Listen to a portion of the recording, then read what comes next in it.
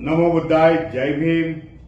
नमस्कार. मी भीमराव यशवंतराव आंबेडकर या व्हिडिओच्या माध्यमातून महाराष्ट्रातील गंभीर प्रश्न आपल्या समोर मांडत आहे.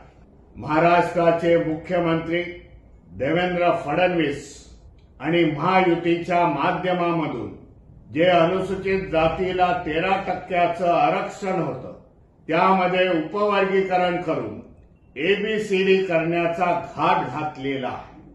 त्याला संपूर्ण 59 जातीचा विरोध आहे.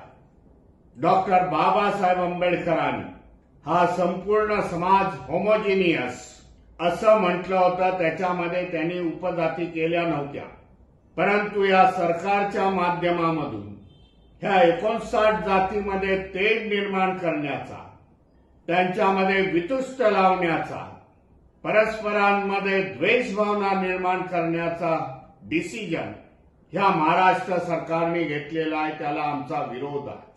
ह्या एबीसीडीच्या माध्यमातून आपल्याला सांगू इच्छितो, अनुसूचित जातीच्या कुठल्याही जातीचं भलं होणार नाही, तर येणाऱ्या काळामध्ये जाती उद्ध्वस्त होतील. सामाजिक दृष्ट्या, आर्थिक दृष्ट्या, शैक्षणिक दृष्ट्या नोकऱ्या मिळणार नाहीत. एवढं मोठं षडयंत्र ह्या महाराष्ट्रामध्ये चालू आहे.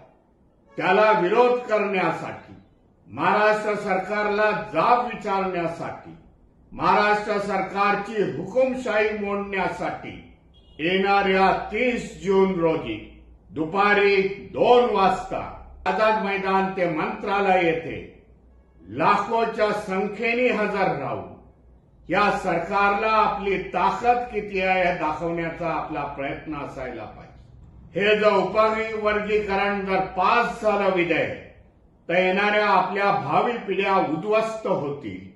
त्याच्यासाठी आपल्याला आता लढावं लागेल.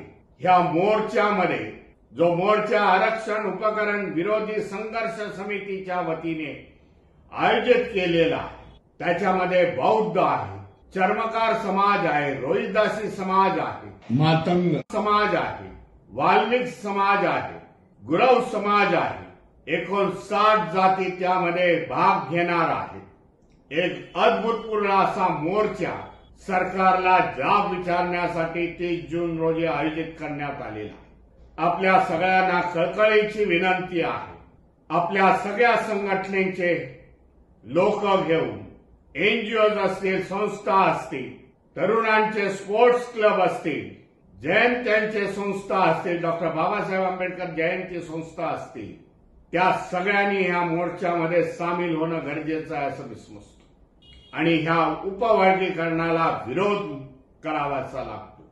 नमो बुद्धाय, जय भीम, जय संविधान.